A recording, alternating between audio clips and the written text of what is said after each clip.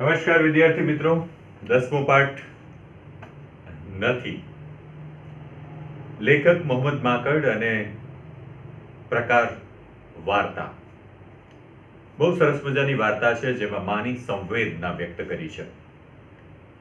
કેટલીક વખત આપણે સાહિત્યમાં આવું સમજ્યા છીએ, વાંચ્યું છે, અનુભવ્યું છે. માં તે માં, બીજા બધા વગડાના વા. માનો કોઈ વિકલ્પ નથી. અને એમ પણ કહી શકાય છે કે જ્યારે ઈશ્વર બધી જ જગ્યાએ પહોંચી નથી શકતો, એટલા માટે જ ઈશ્વરે માનું સર્જન કર્યું છે. એ માં અને એની લાગણી શું છે, દીકરા પ્રત્યેનો એને પ્રેમ શું છે. કદાચ એક દીકરો હોય, 2 હોય, 3 હોય, 5 હોય કે 10 હોય, દરેક સંતાન એક માં માટે એક સમાન છે. એના માટે કોઈ વધારે વહાલો કે દવલો હોતો નથી. પરંતુ કેટલીક વખત દીકરા છે નિષ્ઠુર થઈ જતા હોય છે. એની જ સંવેદનાથી ભરેલી આ એટલી સરસ વાર્તા છે, એને આપણે 2 ભાગમાં સમજવાનો પ્રયત્ન કરીશું. પ્રથમ આપણે પરિચય મેળવીએ લેખકનો. તો મોહમ્મદ વલીભાઈ માંકડ જન્મ સૌરાષ્ટ્રના પાળિયાદમાં થયો. ગુજરાતી સાહિત્ય અકાદમીના પ્રમુખ તરીકે સેવાઓ આપી હતી. કાયર, વંચિતા, માટીની ચાદર, ધુમ્મસ, અશ્વદોડ, ખેલ આ એમની નોંધપાત્ર નવલકથાઓ છે. ના, ઝાકળના મોતી, વાત વાતમાં તેમના જાણીતા વાર્તા સંગ્રહો છે. કેલિડોસ્કોપ ભાગ 1 થી 4, સુખ એટલે આપણે માણસો, ઉજાસ વગેરે તેમની જીવન પ્રેરક કથાઓ સંગ્રહિત છે. બહુ જ ટૂંકો પરિચય અહીંયા મોહમ્મદ માંકડનો આપણે મેળવ્યો. અને હવે સીધી જે વાર્તાના પરિચય તરફ આપણે આગળ વધીએ છીએ. વાર્તામાં એક કાંતિ નામનો દીકરો છે જે પોતાની માને, એમાંય પાછો પરણી જાય છે, પછી વધારે નફરત આવી જાય છે. લગ્ન થયા બાદ એ પત્ની જેમ કહે છે, પત્ની જેવી રીતે એને ડાયવર્ટ કરે છે એમ એ કાંતિ ડાયવર્ટ થતો જાય છે અને પોતાની મા તરફ એ નફરતનો ભાવ વધતો જાય છે. આવી જ વાતને લઈને અહીંયા ખૂબ સરસ રીતે એક સંદેશ આપણને આપવાનો પ્રયત્ન કર્યો છે વાર્તાના માધ્યમથી કે માં છે એના માટે બધા સંતાનો એક સરખા જ છે. જોઈએ. કાંતિ શેરીનું નાકું વળ્યો. જો વાર્તામાં કેટલીક વખત તમે ભૂતકાળમાં જશો, કેટલીક વાર પ્રેઝન્ટમાં આવશો, વર્તમાનમાં આવશો. એટલે અત્યારે આ વર્તમાનની વાત ચાલુ થાય છે. કાંતિ શેરીનું નાકું વળ્યો, એના પગ ભારે થઈ ગયા. શેરી એનો જે ઘર છે, એ જે ખાંચો છે, એ જે શેરી મતલબ સ્ટ્રીટ આપણે જેને કહીએ છીએ, એ ત્યાં ટર્ન લે છે. હવે ગામડાનું જે બજાર હોય, ગામડાનો જે મહોલ્લો હોય, વિસ્તાર હોય, ત્યાં આવી શેરીએ શેરીએ જુદા જુદા ઘરો હોય છે. એટલે જેવો એના ઘરવાળી જે શેરી છે ત્યાં એને આમ ટર્ન લીધો, ત્યાં એના પગ ભારે થઈ ગયા. પગ ભારે થવા એટલે શું? તો એના પગમાં એવી હિંમત નહોતી કે હું અહીંથી મારા ઘર તરફ જાઉં. શેરી પરિચિત હતી.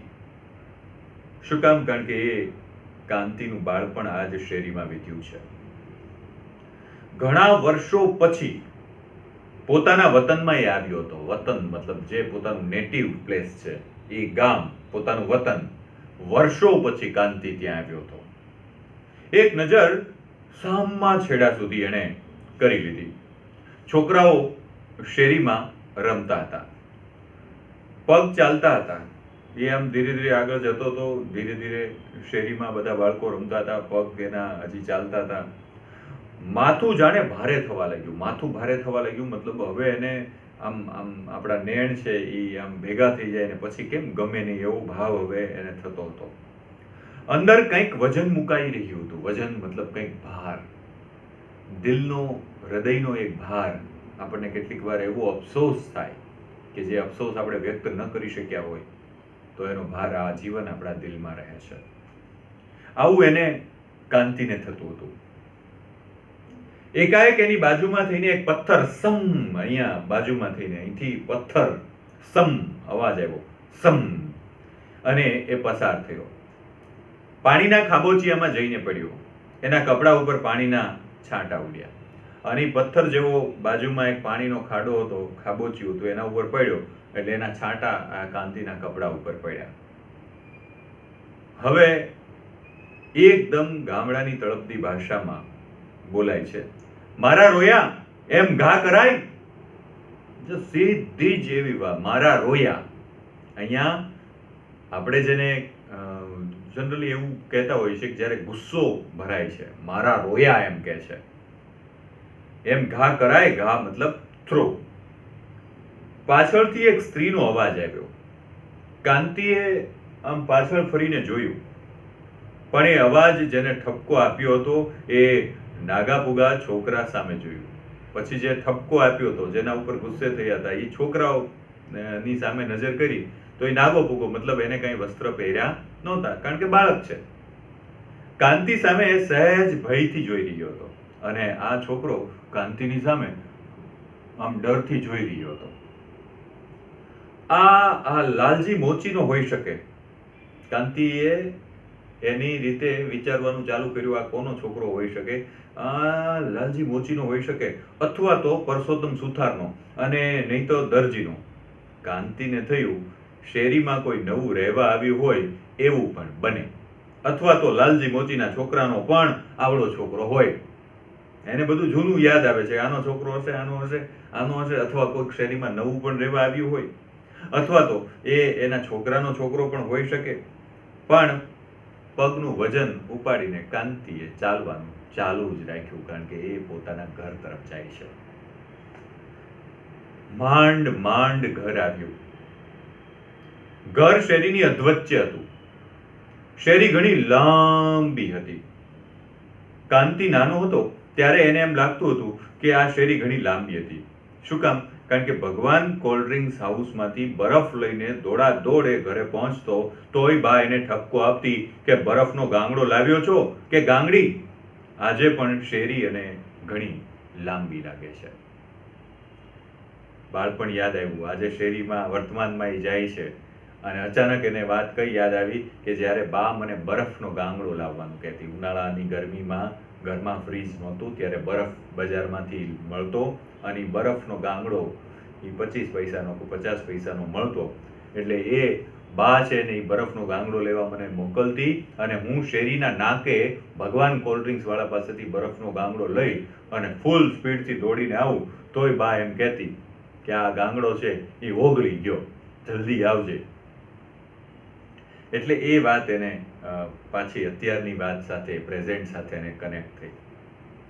ઘર ખોલ્યું, અત્યારે જ આમ ઘર એનું ખુલે છે. બેગ નીચે મૂકી, બારણાને હાથથી ધક્કો માર્યો, ત્યારે એમ લાગ્યું કે હાથ ભારે થઈ ગયો છે. બારણું ખોલ્યું, બારણાને ખોલવા માટે ધક્કો માર્યો, બેગ નીચે મૂકી, હાથ જાણે ભારે થઈ ગયો હોય એવો અનુભવ થયો. હાથનું વજન એને લાગતું હતું. હાથ, પગ, માથું, આખું શરીર ભારે ભારે થઈ ગયું. સામે ઓસરીની કોર, એક ઘર છે, ઘરમાં જે એન્ટ્રન્સ છે એને ઓસરી કહેવાય છે, અને તરત જ સામે બધા રૂમ હોય છે. અત્યારે જે આપણું સ્ટ્રક્ચર છે મકાનનું સિટીમાં, એવું નહીં કે ફ્લેટ હોય કે નાના નાના રૂમ હોય આજુબાજુમાં, જેમાં ઓસરી જેવી કોઈ વસ્તુ હોતી નથી. સીધું ફળિયું ને ડ્રોઈંગ રૂમ અને પછી કિચન ને બેડરૂમ ને એ રીતે હોય છે. પણ પહેલાના મકાન છે એનું ફ્રન્ટ છે એકદમ પહોળું હોય અને જાઓ એન્ટર થાવ એનો દરવાજો મોટો હોય, ખુલ્લે એટલે ફળિયું હોય. ફળિયું પૂરું થાય પછી ઓસરી હોય. એ ઓસરી એટલે કે જે આગળનો ભાગ છે, આપણે અત્યારે એને ડ્રોઈંગ રૂમ તરીકે ઓળખીએ છીએ. જે ઓસરી છે એ આખી ઓપન હોય છે, ખાલી ઉપર માત્ર છત હોય છે, એનું ફ્રન્ટ ઓપન હોય છે. અને બેક સાઈડ, પાછળની સાઈડમાં બધા રૂમ હોય છે, અને ડાબી અથવા જમણી બાજુ એક નાનકડું રસોડા જેવું ઢાળિયું હોય છે. એટલે ઓસરીની કોરે બા ઊભી હતી. અત્યારે પ્રેઝન્ટમાં છે, ખરેખર બા નથી. વાર્તાનું શીર્ષક છે નથી. અત્યારે પ્રેઝન્ટમાં કાંતિને માત્ર ભાસ થાય છે કે બા ઓસરીની કોરે ઊભી છે. મધુર મધુર હસતી હતી. કાંતિને થયું બા શરીરમાંથી ભાર લઈ લે તો કેવું સારું. અમારા શરીર ઉપરનો ભાર બા લઈ લે તો કેવું સારું.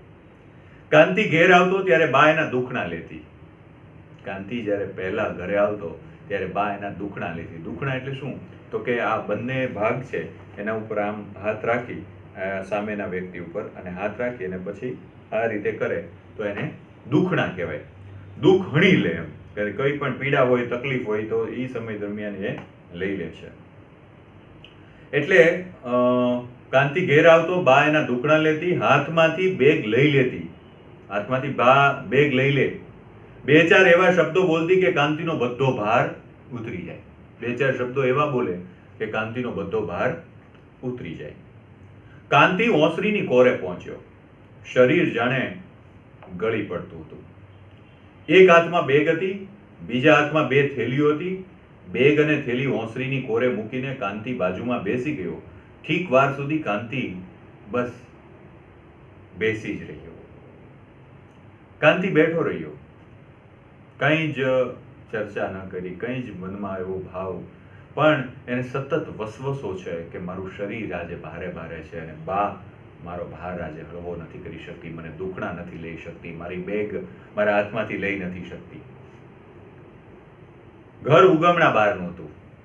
આપણે જે ઈસ્ટ વેસ્ટ ઓપનની વાત કરતા હોય તો એ ઉગમણા બહારનું, જે સૂર્ય ઉગે એ સીધું જ ઘરમાંથી સામેથી દેખાય એ બહારનું હતું. મોટું ફળિયું હતું. ડાબા હાથ તરફ ગાર માટીનું ચણતર. ગાર અને માટી મતલબ કે એની અંદર માટી છે એ પલાળી અને થોડી કૂંપળો છે, સુકાઈ ગયેલું ઘાસ છે એ અંદર મિક્સ કરી અને પછી આખી દિવાલ ઉપર એ લગાડે છે. એટલે ગાર માટીનું ચણતર હતું. કઈ? ડાબી તરફની દિવાલમાં.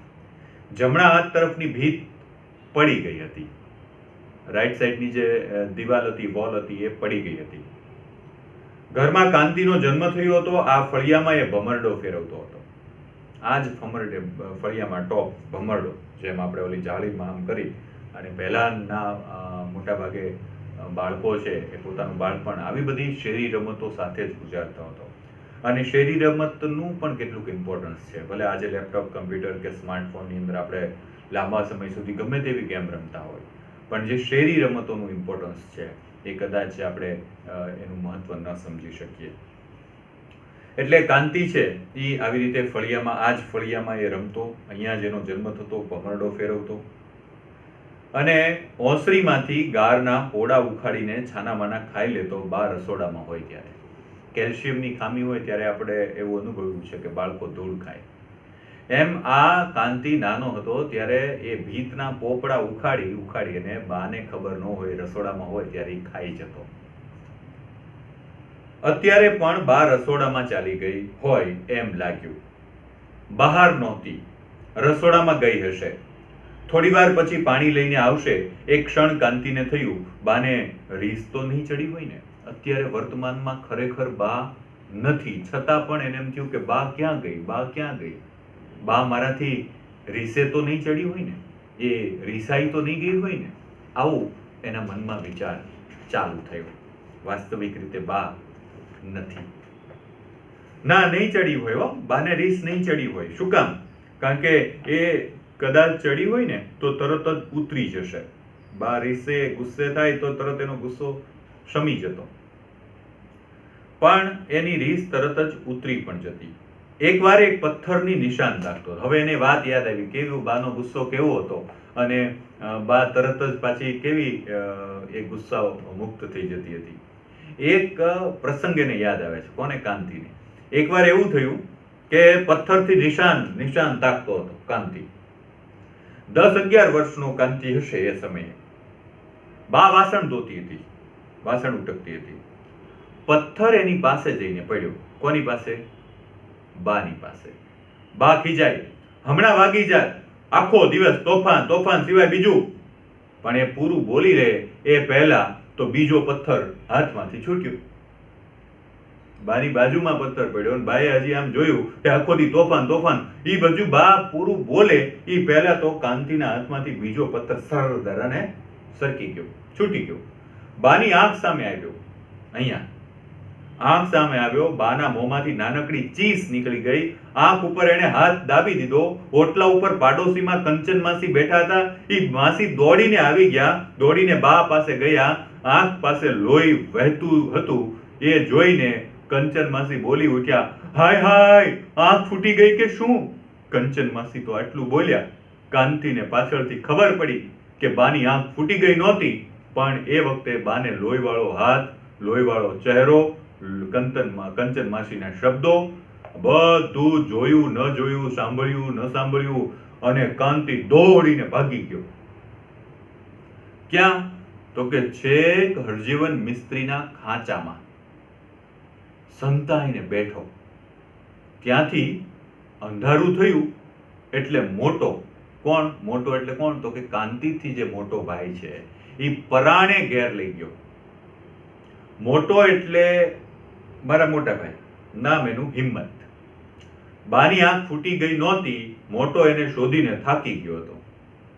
ઠેઠ ગઢકા સુધી જઈ આવ્યો. ગઢકા ગામ છે ને, ત્યાં સુધી મોટો ગોતવા ગયો કાંતિને. બાએ એને કહ્યું હતું કે એને મેળે થાકીને આવી જશે.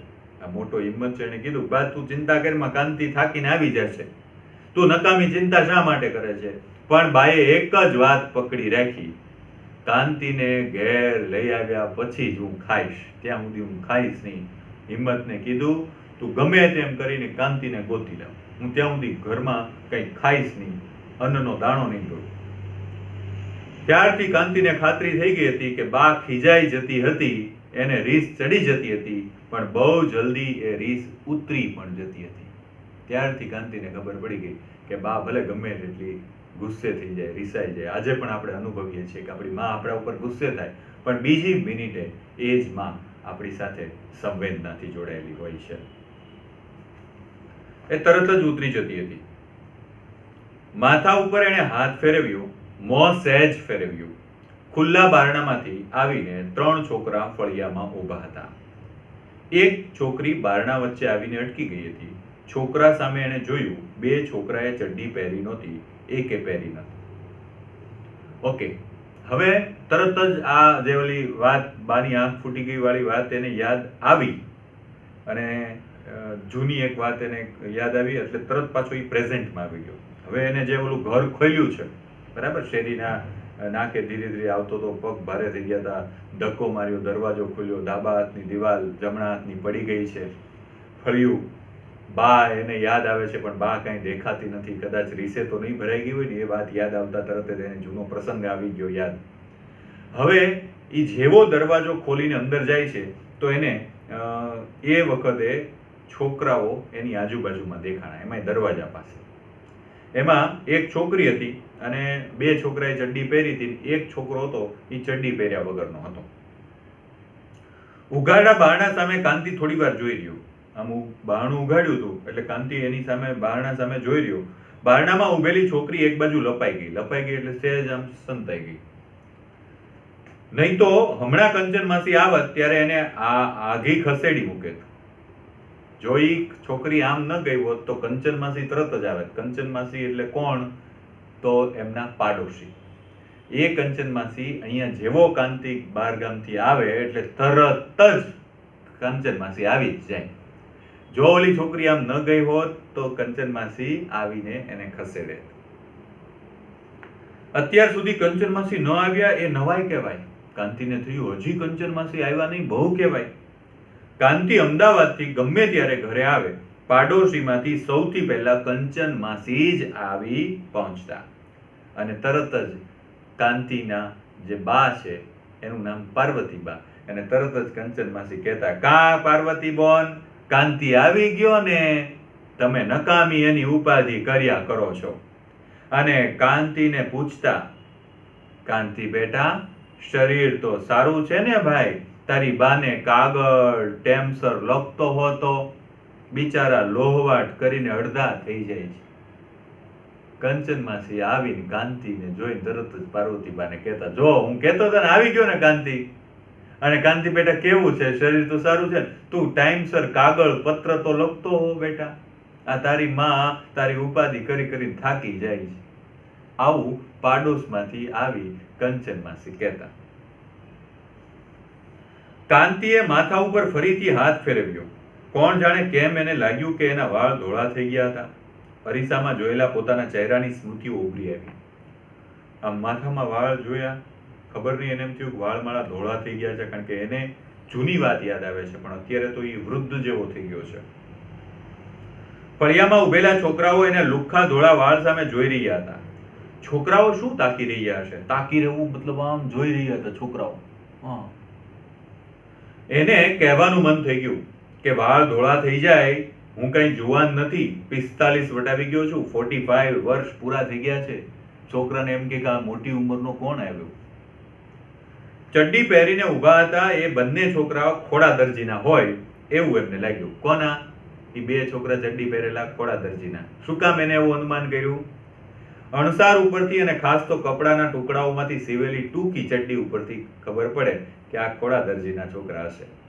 અને બેયની ઉંમરમાં કઈ બહુ ખાસ ફેરફાર નથી. હવે ખોડા દરજી યાદ આવ્યો એટલે એને બીજી એક ઘટના જૂની યાદ આવી કાંતિને. કઈ? એમ તો મોટાની અને કાંતિની ઉંમરમાં બહુ ફેર નહોતો. મોટો એટલે હિંમત, કાંતિ એટલે પોતે નાનો. એ બેયની ઉંમરમાં બહુ લાંબો ફેર નહોતો. અને બંને નાના હતા ત્યારે ખોડા દરજી પાસે ચડ્ડીઓ સીવડાવતા, પછી અંદરો અંદર બંને ઝઘડતા. એકેય ચડ્ડી એકમેકને થતી નહોતી. બંને નાના હતા, કાંતિ ને મોટો, ત્યારે એ ખોડા દરજી પાસે ચડ્ડી સીવડાવતા. અને એ ચડ્ડી માટે બંને જણા બાંધતા પણ ખરા, ઝઘડતા પણ ખરતા. એકઈને ચડ્ડી થાય નહીં. બા કહેતી તમે જલ્દી મોટા થઈ જાવ છો, એમાં દરજીનો બાપડાનો શું વાંક? બેયની ચડ્ડી દરજી સીવે ખરો, પણ સીવેલી ચડ્ડી બેયને થાય નહીં. તો કે તમે જલ્દી મોટા થઈ જાવ છો. બા પણ ખરી હતી.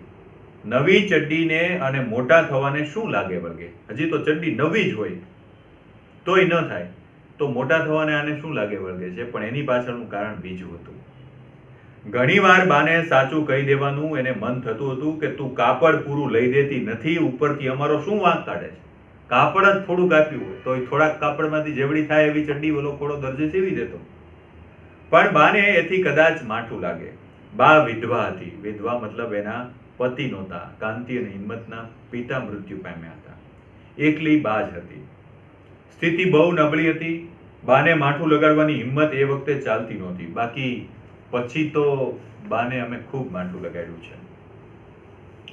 એટલે આવી રીતે બા સાથે એમની જે વાત છે એ જોડાયેલી છે. એમ તો બા મોટાને તેડતી એટલે મોટો જે હિંમત હતો એને આમ તેડી લેતી. ચાલવાનું કહેતી ત્યારે એને કોઈને કંઈ થઈ જતું હતું. અને બા મોટાને તેડે ને કાંતિને એમ કે હાલ તો ચાલો આપણે જઈએ, તો એને કાંતિને બહુ આમ અંદરથી કંઈક થઈ જતું હતું. બંને ભાઈઓ લગભગ સરખા હતા. બા ક્યારેક એને તેડતી તો ક્યારેક મોટાને તેડતી. મોટાને તેડતી તો એને ગમતું નહોતું. કંચન માસી પણ ક્યારેક બાને કહેતા, પાર્વતી બોન આ નાનાને તેડો છો ઈ તો જાણે ઠીક, પણ આ મોટા ઢગાને શું કામ તેડો છો?